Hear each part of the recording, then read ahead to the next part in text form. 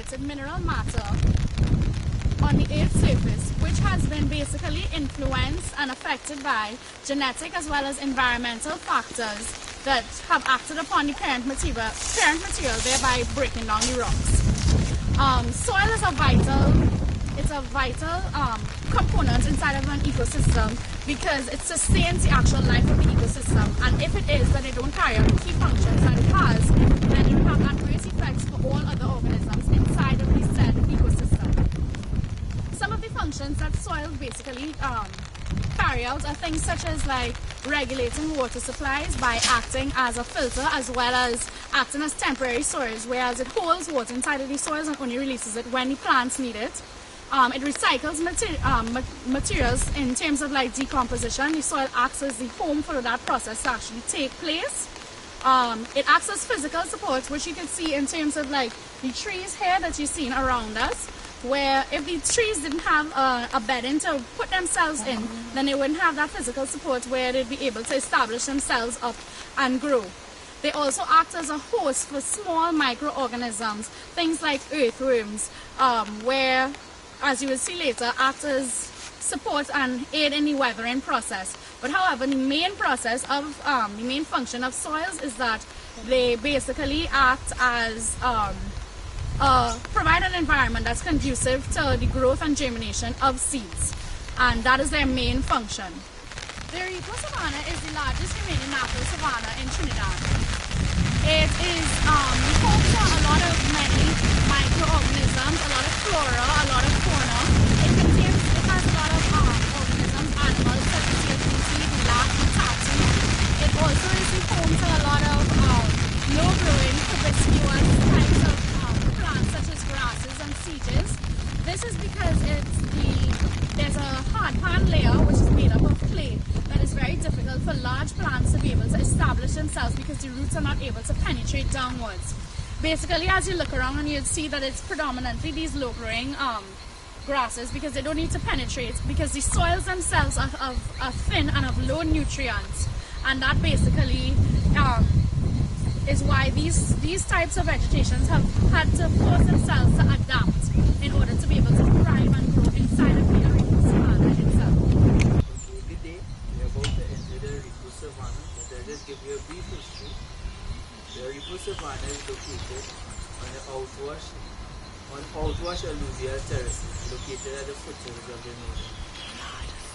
The soil type of the Arepa savanna is very unique because it's made up of a hard pan clay material, which is not very conducive to how to put it, not very conducive to common vegetation. You will not find commonly occurring vegetation growing in the Arepa savanna. Very rare vegetation.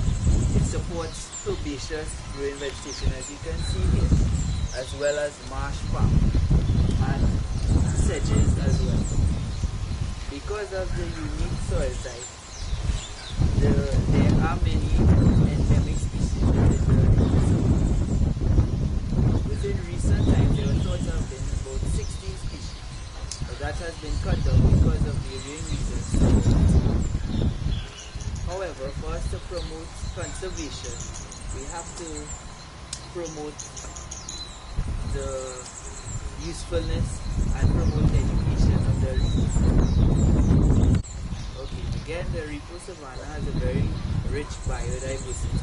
It supports a lot of animals like the booty and the lac. And because of the type of soil, it is unable to support the large growing vegetation. The soil is very thin, so the plants that do grow at the Arepa savanna, vegetation that do grow at the Arepa savanna, are especially adapted plants like the forest marsh, the palm marsh, and the herbaceous plant. And just one point to note, one of the palm trees that is found at the Arepa savanna has outward growing roots on its bark because it's trying to utilize as many nutrients as possible. So when the rains fall and washes down the bark, it reabsorbs the nutrients.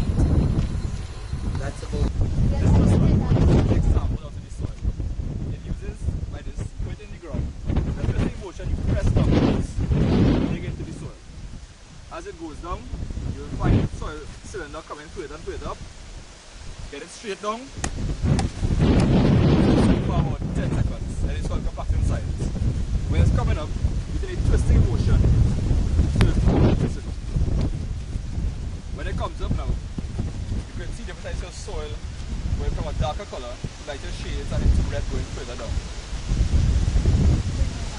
We will now show you the type of soil you have inside of it. Okay, now we're going to test the soil texture. By taking a sample out of the soil core, you will follow the following steps. Place approximately 25 grams of soil in your palm. Add water drop-wise and knead the soil to break down all aggregates. The sample is at the proper consistency when it is plastic and moldable, like Play-Doh. Does the soil remain in a ball when squeezed? Yes, the soil does retain its ball form and squeeze together. Place the ball of soil between your thumb and forefinger and gently push the soil with your thumb, squeezing it upward into a ribbon. Allow the ribbon to emerge and extend over the forefinger until it breaks from its own weight. Okay, go. By putting them back together, measure the length of the ribbon. Measuring the length of the ribbon determined helps with the aiding of the determination of the soil texture. The ribbon is 1.5 inches. Excessively wet a small pinch of soil in palm and rub the forefinger.